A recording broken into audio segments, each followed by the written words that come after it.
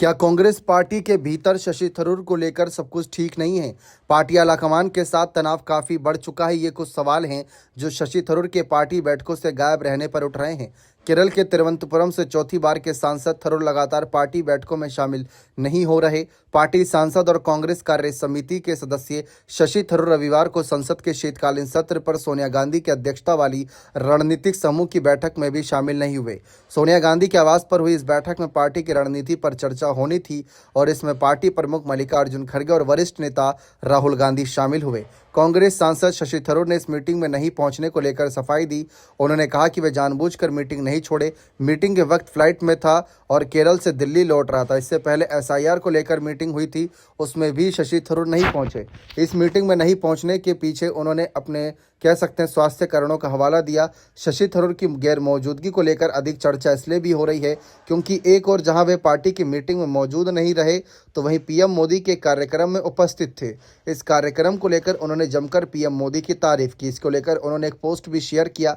थरूर ने लिखा कि सर्दी और जुकाम से बुरी तरह जूझने के बावजूद वे श्रोताओं में होने की वजह से खुश हैं। उन्होंने इस भारत की आर्थिक आकांक्षाओं और सांस्कृतिक दिशा पर चिंतन के लिए एक महत्वपूर्ण क्षण बताया। हालांकि इस पोस्ट के बाद वे अपनी पार्टी के नेताओं के निशाने पर आ गए। कांग्रेस प्रवक्ता सुप्रिया श्रीनेत ने कहा कि प्रधानमंत्री के भाषण में प्रशंसा करने जैसा कुछ नहीं। उन्होंने लगातार कांग्रेस पर निशाना साधा। इसके बाद भी शशि थरूर को वह अच्छा लगा। अब आपको बता दें कि केरल में अगले साल विधानसभा चुनाव है और उससे पहले शहरी निकाय के चुनाव। केरल में वाम दल इन चुनाव की तैयारियों में जुट गई है। वहीं केरल कांग्रेस के अंदर भी शशि थरूर को लेकर अलग अलग चर्चा है।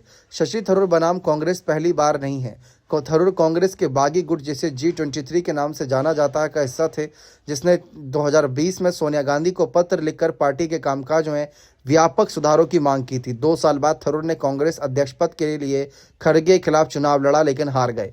पार्टी के साथ उनके संबंधों में खटास इस साल की शुरुआत में और बढ़ गई। अप्रैल में पहलगाम आतंकी हमले और मई में भारत के ऑपरेशन सिंदूर के बाद थरूर उन प्रमुख आवाजों में से एक थे जिन्होंने नई दिल्ली का रुख विदेशों में स्पष्ट किया।